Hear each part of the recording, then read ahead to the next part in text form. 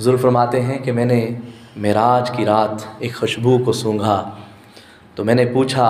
جبرائیل امی سے علیہ السلام سے کہ یہ خوشبو کیسی ہے، ایسی خوشبو میں نے پہلے کبھی نہیں محسوس کی۔ تو فرمانے لگے کہ یہ خوشبو اللہ کی اس نیک بندی کی ہے، اس خاتون کی ہے کہ جس نے اللہ کے دین کی خاطر اپنے آپ کو بھی اور اپنی اولاد کو بھی رب کی راہ میں قربان کر دیا تھا۔ یہ اس نیک خاتون کی ہے کہ جو فرعون کی خادمہ تھی اور فرعون کی بیٹی کو کنگھی کر رہی تھی، اس کے ہاتھ سے کنگھی گری تو اس نے اٹھایا اور کہا بسم اللہ۔ تو اس بیٹی نے کہا کہ کیا تم میرے ابا جان کو اللہ کہہ رہی ہو؟ تو اس خاتون نے کہا نہیں، میں اس خدا کی پرستش کرتی ہوں، اس رب کی عبادت کرتی ہوں جو تیرا بھی رب ہے،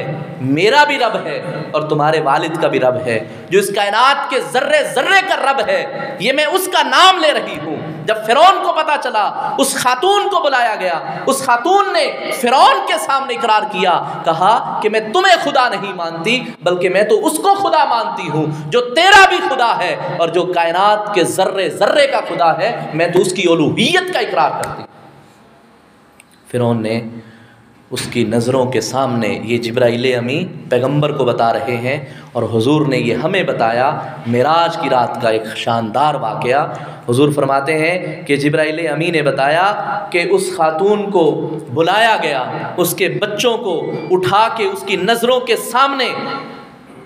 ابلتے ہوئے تیل میں ڈال دیا گیا جو جل کے راکھ ہو گئے، اور ایک شیر خوار بچہ جو اس ممتا نے ماں نے اٹھایا ہوا تھا، فرعون کے فوجیوں نے جب اس بچے کو اٹھا کے پھینکنا چاہا تو اس بچے نے بچپن کی حالت میں بول کے کہا یا اماں اکتہمی فإن عذاب الدنیا اہون من عذاب الآخرہ، کہا ماں جان آپ میری پرواہ کیے بغیر خود بھی اپنی جان کا نذرانہ پیش کر دیجئے، اللہ کی توحید کی خاطر، اپنے رب کی صفات کی خاطر اپنی جان قربان کر دیجئے۔ اکتہمی فإن عذاب الدنیا اہون من عذاب الآخرہ، کیونکہ اماں جان یہ دنیا کا عذاب بڑا ہلکا ہے، آخرت کا عذاب بہت بڑا ہے، آخرت کے عذاب سے بچنے کے لیے یہ دنیا کا عذاب تو کچھ بھی نہیں۔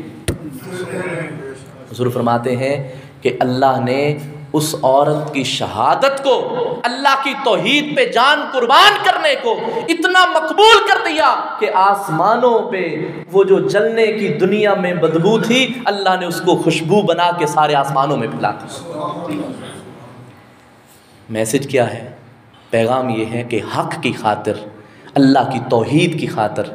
اللہ کے دین کی خاطر، اللہ کے قرآن کی خاطر، نبی کی سنت کے حیا کی خاطر انسان کو جو بھی قربانی دینی پڑے، وقت قربان کرنا پڑے دریغ نہیں کرنا چاہیے، پیسہ قربان کرنا